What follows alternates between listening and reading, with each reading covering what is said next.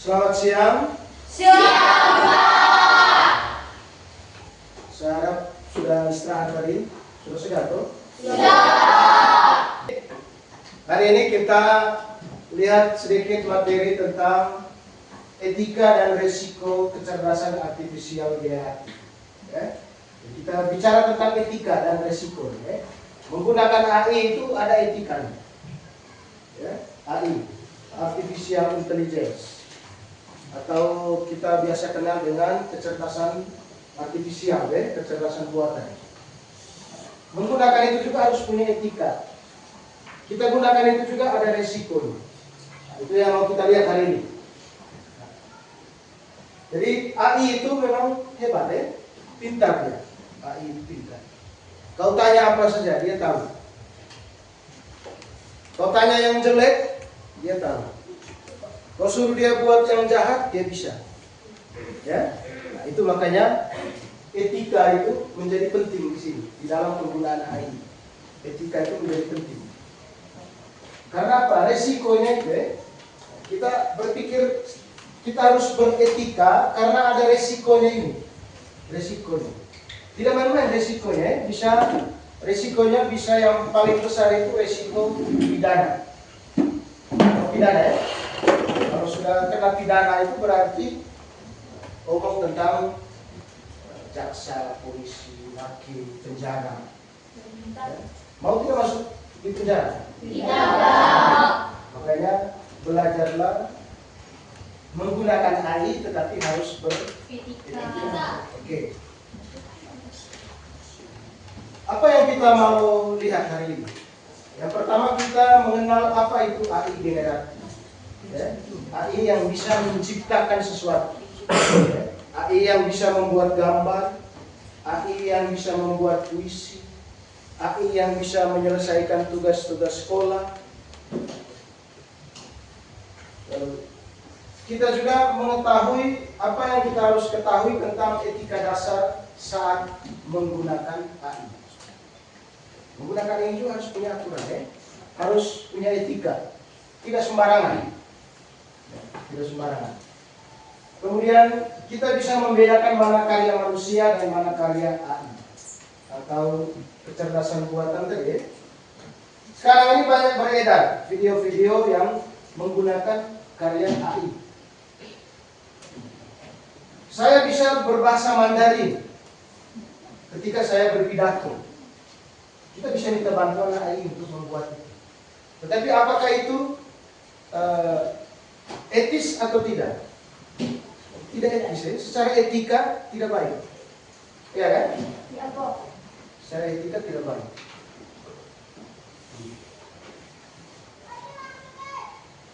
Saya bisa membuat foto saya berdiri dengan artis cantik, berciuman dengan artis cantik.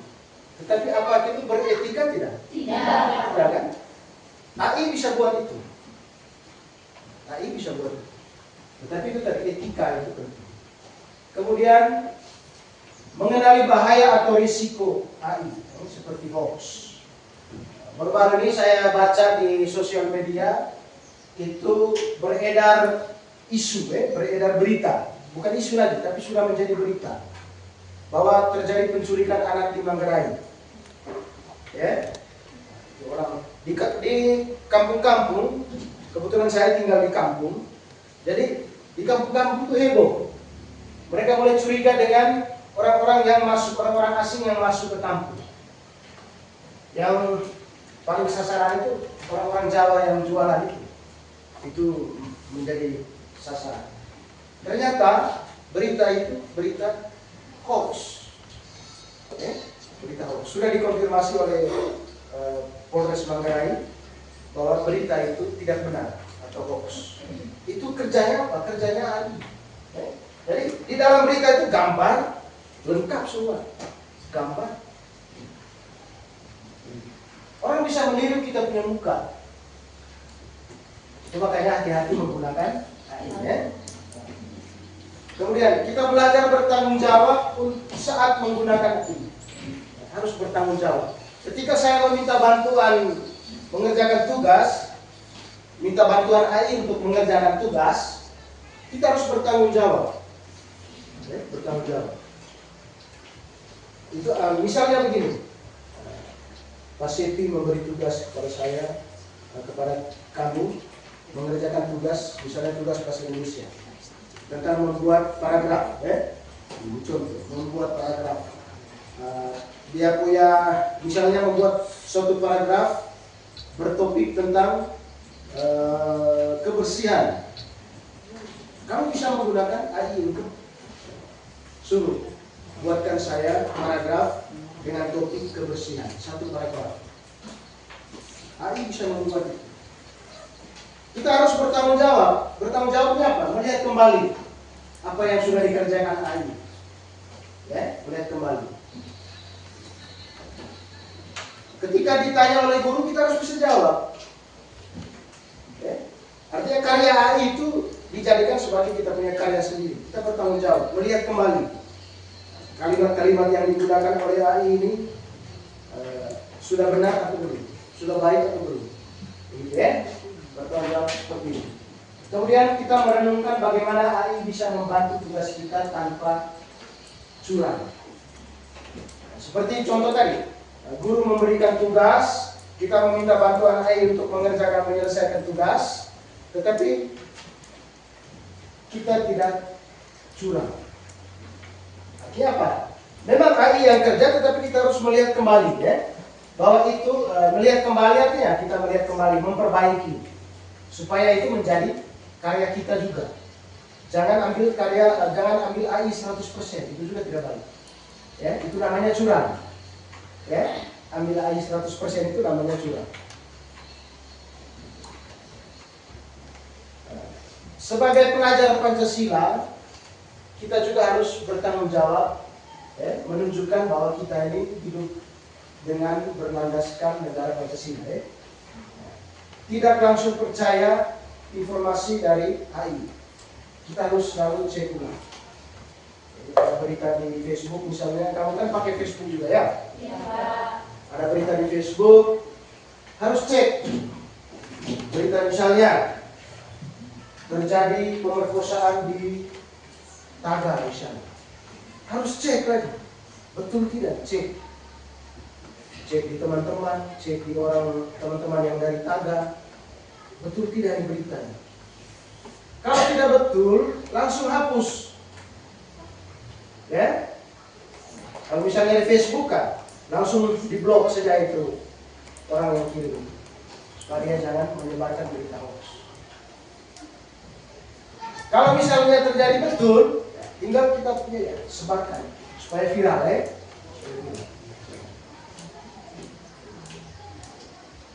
Kita juga menjaga hak cipta orang lain. Menjadi pelajar yang baik itu menjaga hak cipta orang lain. Termasuk karya AI pun. Misalnya saya membuat puisi dengan bantuan AI, menggunakan bantuan AI. Itu juga harus dihargai, harus dihargai. Kemudian menggunakan AI untuk kebaikan, bukan untuk menipu atau menyebarkan keburukan. Gunakan AI untuk kebaikan. Ambil contoh itu berita hoax, berita hoax itu artinya orang menggunakan AI secara tidak bertanggung jawab untuk menyebarkan berita-berita bohong. Kemudian berdiskusi dengan teman cara pakai AI yang benar. Bagaimana menggunakan AI yang baik? Bertanya ke guru, bagaimana caranya kalau saya kerja tugas matematika supaya AI bisa bantu, harus bagaimana?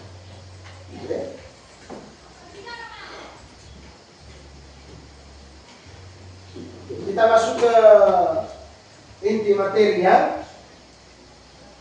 AI generatif, mesin yang bisa mencipta. Jadi sekarang ini dunia sudah sangat berkembang.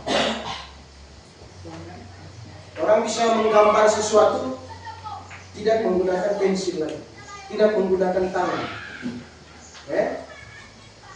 Dia berimajinasi tetapi dia melalui imajinasinya dia tuangkan ke dalam aplikasi, meminta bantuan AI untuk membantu dia.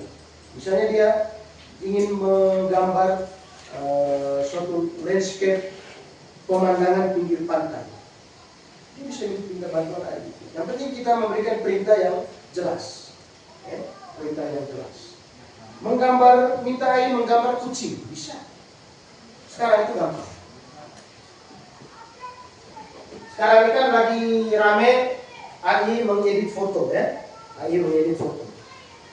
Kita bisa misalnya foto kita lagi tidur, kita bisa buat AI untuk foto kita lagi berjalan, bisa. Kita lagi berdiri. Dari foto yang sedang tidur. Foto yang sedang marah kita bisa suruh AI untuk membuat foto yang sedang senyum. Bisa. Tapi hati-hati ya, jangan sering.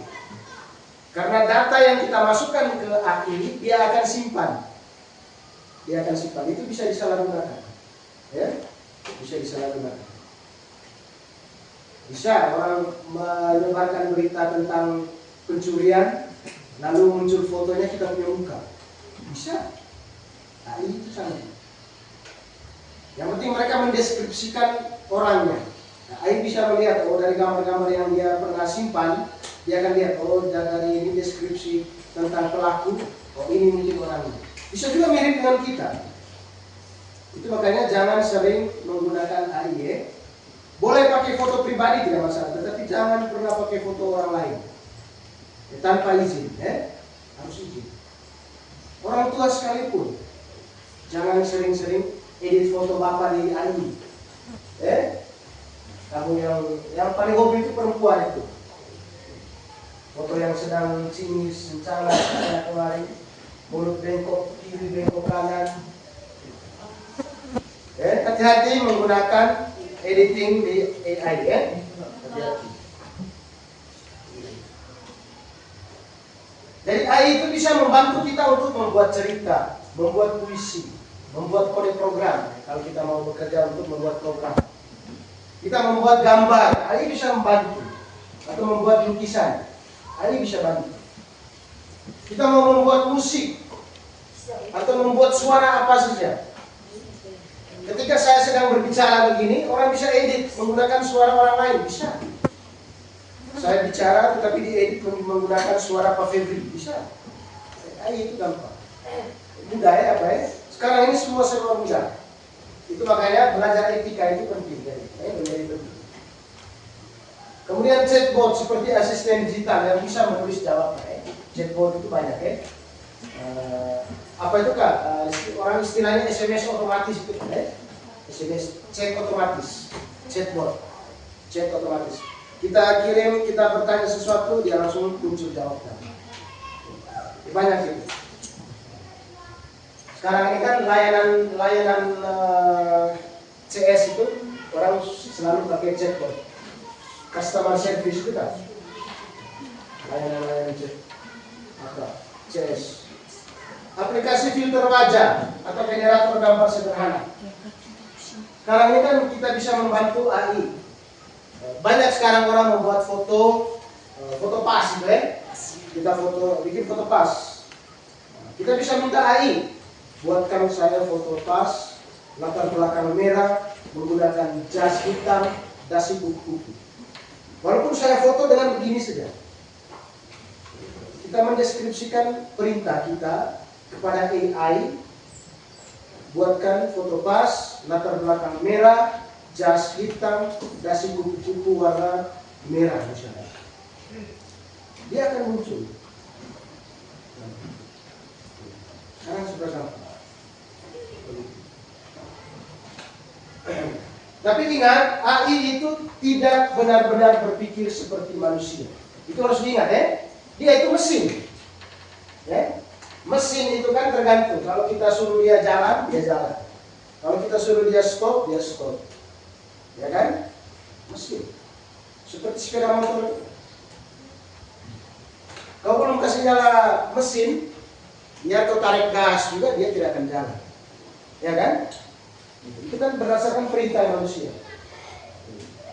Jadi AI itu dia hanya menggabungkan dan memprediksi data yang sudah ada. Jadi data yang dia kumpulkan, dia gabungkan lalu dia prediksi sesuai dengan apa yang kita minta.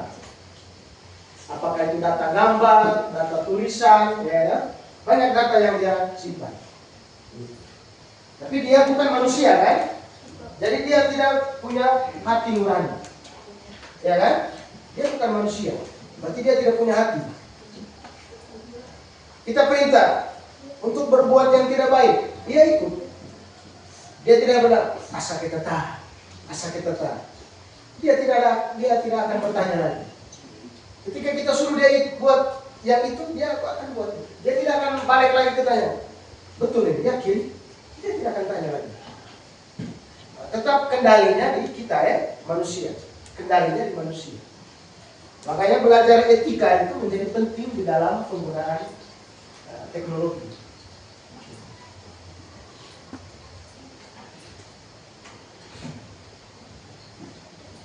Kita lihat ada etika dasar saat menggunakan AI ya. Ada 3 prinsip. Prinsip dasar yang harus kita ketahui di saat kita menggunakan AI. Yang pertama prinsip pengakuan atau atribusi. Ya. Jika kamu dibantu AI untuk tugas, akui. Ya. Ketika kamu membuat puisi misalnya, puisi judulnya tentang bunga. Kamu meminta AI untuk membuat puisi dengan judul bunga. Lalu setelah berhasil, karya itu sudah muncul. Jangan pernah mengklaim itu karyamu sendiri. Ya. Boleh kamu mengklaim karyamu sendiri, oke, tidak apa-apa. Tetapi orang bisa tahu bahwa ini bukan hanya dia sendiri yang buat, tapi mungkin dia minta bantuan AI. Kalau kamu mau minta bantuan AI, tulislah. Dibuat oleh namamu, dibantu oleh AI. Jangan malu-malu itu ya. Jangan malu. Jujur. Jujur itu penting. Semua orang tahu bahwa dia dibantu AI. Oke. Kemudian cek ulang. Prinsip kedua, cek ulang. Jangan langsung percaya 100% pada hasil AI atau AI itu. Kamu harus cek apakah informasinya benar. Nah, itu seperti saya katakan sebelumnya. Ketika kamu mendapat berita di sosial media yang sangat viral, ya, yang sudah banyak diperbincangkan orang, jangan langsung percaya. Jangan langsung percaya. Ketika orang mulai ramai di lingkungan, jangan langsung percaya. Cek kembali apakah berita itu benar atau tidak. Prinsip yang ketiga, keadilan. Jangan gunakan AI untuk merugikan atau menipu teman atau guru. Jangan membuat AI untuk menipu. AI kalau kita minta bantuan dia tipu, ya mau sudah. Dia mau sudah. Tapi apakah itu bagus atau tidak? Tidak. Ya, tidak bagus. Jadi 3 prinsip deh, pengakuan. Harus diakui bahwa memang karya ini dibantu oleh AI. Harus diakui. Prinsip yang kedua, cek ulang. Harus selalu dicek ulang kebenarannya. Prinsip yang ketiga, keadilan. Ya. Gunakan AI, jangan merugikan orang lain.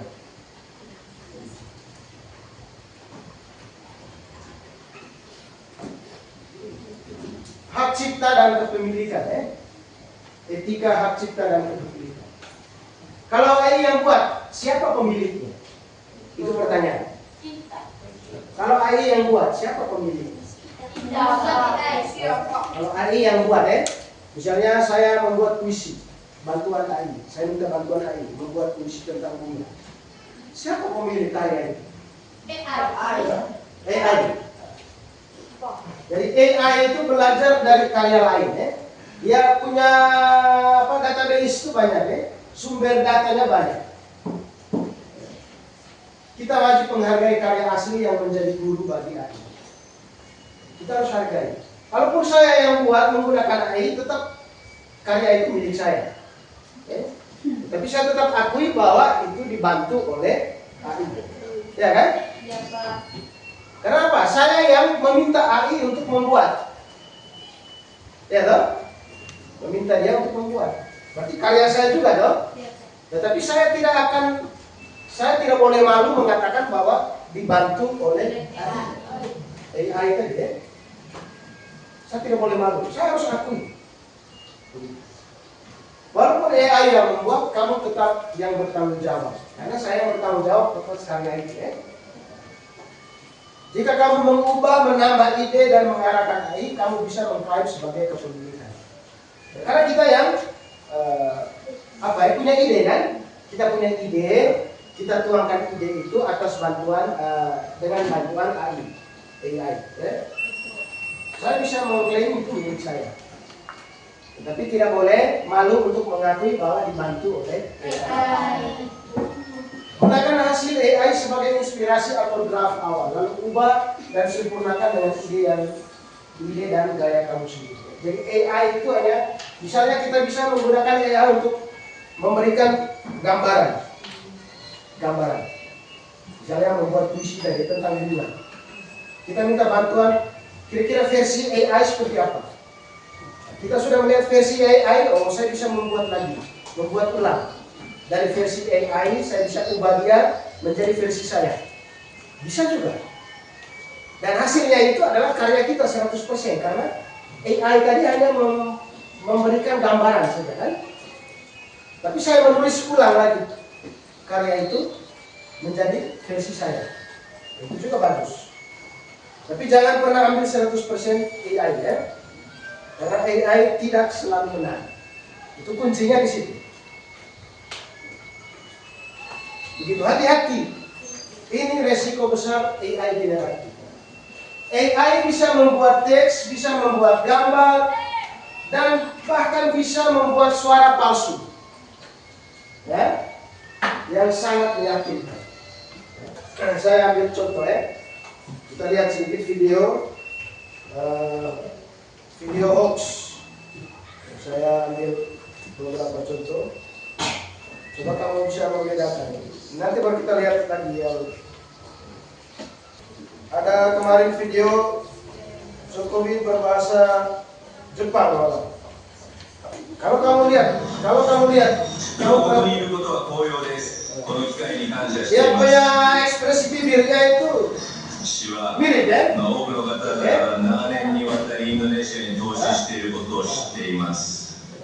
Itu salah satu video buatan AI. 数十年間もインドネシアに滞在している人もいます。したがってあなたは多年にわたりインドネシアの Tapi apakah betul? Tidak. Nanti baru kita lihat bagaimana cara kita mengenal apakah video ini fake atau tidak. Fake itu artinya video palsu, palsu. Fake. Itu contoh. Oke, kita lanjut.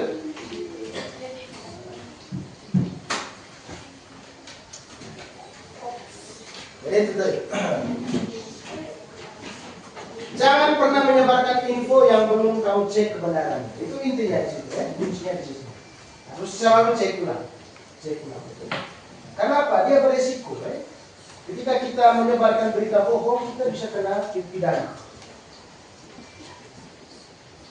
AI belajar dari data yang dimasukkan manusia. Jadi AI itu dia belajar dari data-data yang kita masukkan, dari database yang sudah diperintah. Jika data itu mengandung bias atau ketidakadilan atau pandangan yang berat sebelah, maka hasil AI juga akan bias dan tidak adil. Jadi kita misalnya, jadi AI itu kalau kita memberi perintah menjelekkan seseorang, dia akan ikut. Seperti saya katakan tadi, dia pintar, tetapi dia bukan manusia. Gitu ya? AI yang dilatih dengan data dari satu negara saja mungkin kesulitan memahami budaya atau bahasa dari negara. Misalnya, kita memberikan AI data-data hanya dari Manggarai. Gitu ya? Data-data dari Manggarai tentang budaya Manggarai, tentang kebiasaan orang Manggarai, kita berikan data ke dia. Ya. Ketika saya bertanya tentang sesuatu hal yang tidak ada kaitan dengan orang Manggarai, misalnya tentang orang Jawa, maka AI akan memberikan itu gambaran seperti orang Manggarai, padahal bukan orang Jawa. Padahal yang saya tanya itu orang Jawa. Bisa paham ya? apa? Data yang kita berikan itu berkaitan dengan orang-orang lain. Makanya ketika kita meminta bantuan AI yang berkaitan dengan orang Jawa, AI dia berikan jawaban, tetapi apa? Bias, artinya lain-lain. Apa yang kita tanya tidak sesuai dengan yang kita harapkan. AI bisa seperti itu. Makanya kuncinya di apa tadi? Cek ulang. Ya. Selalu saya ingatkan, cek ulang. Dia selalu bias dan privasi. Dia selalu bias. Misalnya kamu bertanya tentang materi seni budaya misalnya, tentang musik, AI bisa salah. Ya, mungkin data yang dia simpan itu belum banyak tentang berkaitan dengan musik. Kita bertanya tentang musik Melayu, mungkin dia jelaskan tentang musik Jawa. Mungkin dia menjelaskan tentang musik orang Papua. Padahal kita bertanya tentang musik Melayu. Ya kan? Jadi kita juga selain kita minta bantuan ini, kita juga harus punya pengetahuan yang luas. Ya? Kita juga harus punya pengetahuan. Oh, musik Melayu itu seperti begini. Tetapi ketika saya tanya AI, ternyata bukan ini. Ingat, AI tidak selalu benar, ya? Jangan cepat percaya. Jangan cepat percaya. Saat kamu cek atau memberikan data pribadi atau foto atau alamat ke AI generatif, data itu bisa saja disimpan dan digunakan untuk melatih AI. Jadi ingat, saya katakan tadi sebelumnya, jangan sering-sering menggunakan AI untuk edit foto atau menanyakan alamat-alamat tertentu. Ya, apa gunanya telepon saja? Ini apa yang tahu? Ini apa ini? Oh, di sini guys. Ya. Jadi AI itu ya, data yang kita berikan itu dia simpan. Menjadi dia punya database. Sehingga ketika orang bertanya tentang sesuatu hal yang masih ada hubungan dengan kita, AI akan memunculkan kita. Seperti saya ambil contoh tadi ya. Ketika ada berita orang membuat berita tentang pencurian. Lalu mereka mendeskripsikan, misalnya mereka mau cari orang yang mencuri itu siapa, mereka memberikan deskripsi kepada AI untuk memunculkan orang. Ternyata deskripsinya itu mirip dengan kita. Pasti AI akan memunculkan foto kita di situ. Ya? Jadi hati-hati. Jangan pernah memasukkan informasi pribadi yang sangat rahasia, seperti password, nomor kartu, atau foto keluarga yang sensitif ke dalam chatbot atau generator AI. Hati-hati ya, generator. Selalu harus dijaga. Sekarang kita masuk ke deepfake ya, bahaya paling serius sekarang. Sekarang ini deepfake itu ramai sudah di YouTube. Seperti yang contoh tadi itu, Jokowi pidato bahasa Jepang itu mereka deepfake ini satu aplikasi ya, aplikasi AI generator ya, AI generator. Tetapi sebenarnya itu hasilnya itu adalah hasil karya AI yang kita bisa membuat. Saya berbicara dengan menggunakan suara orang bisa. Saya berbicara menggunakan bahasa Arab bisa. Ya, kita pakai AI generator. Apa itu deepfake? Deepfake itu adalah teknologi AI yang bisa membuat video atau audio palsu yang terlihat dan terdengar sangat asli. Coba kamu perhatikan video Jokowi tadi ya. Coba kamu ingat video Jokowi tadi. Suaranya Jokowi ya, suaranya ya. Mukanya juga. Tapi dia berbicara dalam bahasa Jepang.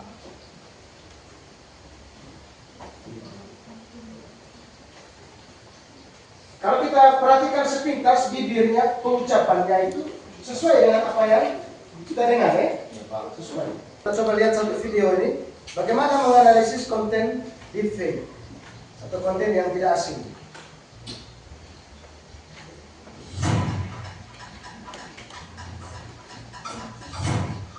Buat kita, yuk bahas teknologi dan dunia maya. Di era teknologi canggih, kecerdasan buatan atau AI AI semakin sering kita gunakan.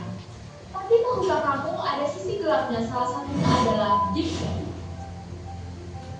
Deepfake adalah video atau gambar yang dipalsukan dengan bantuan AI. Teknologi ini bisa menggantikan wajah atau suara seseorang. Terlihat sangat realistis, sulit dibedakan dari aslinya.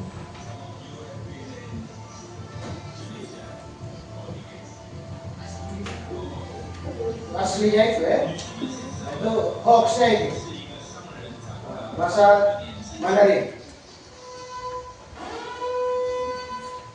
Video palsu ini bisa dipakai untuk menyebarkan berita bohong, merusak reputasi, bahkan menipu orang lain demi keuntungan pribadi. Itulah sebabnya kita harus selalu waspada dan jangan langsung percaya dengan video di internet. Tentunya ada beberapa cara untuk mengenali. Mana cara mengenali fake? Perhatikan gerakan bibir, Perhatikan gerakan bibir dan suara. amati cahaya dan bayangan di wajah.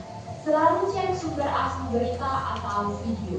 Gunakan alat pendeteksi online, lalu cek keaslian video sebelum percaya. Hati-hati, jangan mudah terjebak konten palsu. Dengan langkah-langkah ini, kita bisa lebih jeli membedakan video asli dan palsu. Deepfake memang canggih, tapi bisa jadi ancaman besar di dunia maya. Jangan mudah percaya dan selalu periksa keamanan informasi. Ingat, keamanan dunia maya dimulai dari diri kita sendiri. Hati-hati dengan deepfake dan hoax digital. Kenali tanda-tandanya, waspadai penyebarannya, dan lawan dengan selalu cek kebenaran informasi. Ingat, keamanan dunia maya dimulai dari kita. Terima kasih sudah menonton. Jangan lupa waspada. Sampai jumpa di video waskita. Ada 5 kunci menjadi pengguna AI yang bertanggung jawab.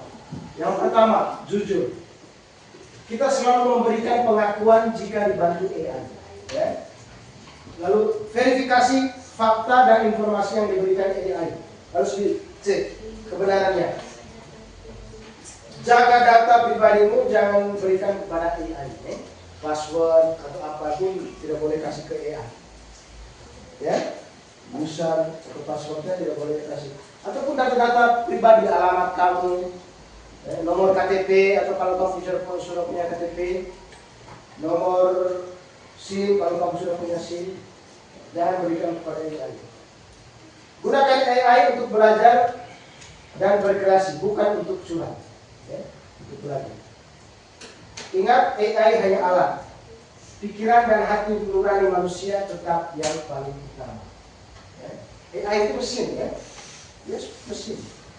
Seperti kamu punya sepeda motor di rumah, AI seperti itu, ya, seperti itu. Dia bukan manusia. Teknologi AI generatif sangat menarik dan punya potensi besar untuk masa depan. Gunakan kecerdasan, etika, dan nurani kalian agar AI menjadi asisten terbaik, bukan pengganti atau ancaman. Jadi gunakan itu dengan bertanggung jawab supaya dia bisa membantu kita. Jangan jadikan dia sebagai utama. Dia sebagai pendamping kita, pembantu. Ya, dia sebagai pembantu. Jangan jadikan dia sebagai yang utama. Oke, apakah ada pertanyaan sampai di sini? Tidak ada ya? Kita lanjut. Kamu menganalisis ini, ada 3 kasus. Silakan didiskusikan.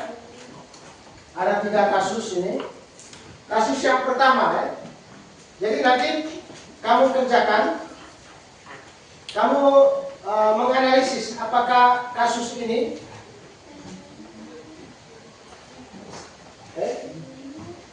etis atau tidak etis. Lalu kamu berikan alasannya. Apakah dia melanggar di prinsip mana? Tadi kita sudah lihat atribusi tadi atau pengakuan, ya. Prinsip atribusi atau pengakuan tadi. Lalu prinsip hak cipta dan prinsip kejujuran, ya. Prinsip atribusi tadi pengakuan. Harus akui bahwa karya ini saya buat dengan bantuan AI. Hak cipta, bahwa ya ini hak cipta saya. Oh, ini hak ciptanya dia. harus dihormati. Kejujuran, menggunakan AI untuk kebaikan, ya. Untuk kebaikan. Sekarang kita lihat. Silakan kamu kasus yang pertama. Siswa A diminta membuat cerita pendek. Ia menggunakan chatbot AI untuk membuat seluruh cerita 100%. Lalu ia mengaku membuatnya sendiri tanpa modifikasi. Kasus yang kedua. Siswa B ingin membuat poster. Ia meminta AI membuat ilustrasi, lalu ia memodifikasi ilustrasi tersebut. Dan di sudut poster ia menulis ilustrasi dibantu oleh AI. Oke. Kasus yang ketiga.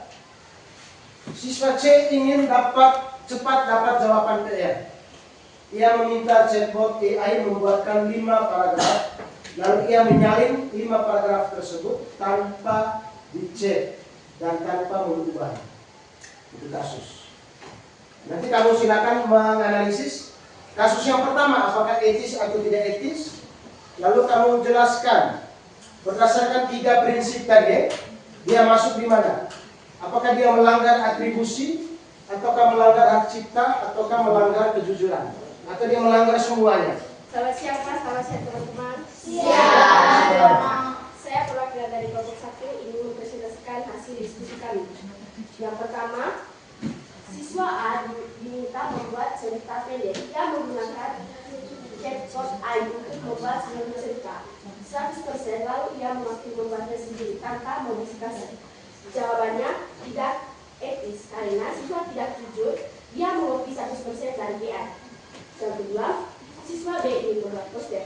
Ia meminta AI membuat ilustrasi, lalu ia memodifikasi ilustrasi tersebut dan di sudut poster itu menulis ilustrasi dibantu oleh AI.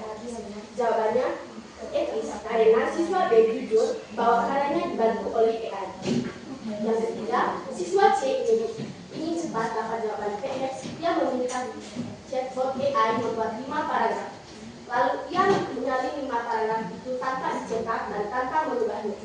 Jawabannya tidak etis karena siswa C mengopi semua jawaban dari AI tanpa mengubahnya dengan berpikir sendiri. Sekian dan terima kasih. Ya, baik. Menurut kelompok yang pertama, ya. Menurut kelompok yang pertama itu, kasus yang pertama itu tidak etis. Ya.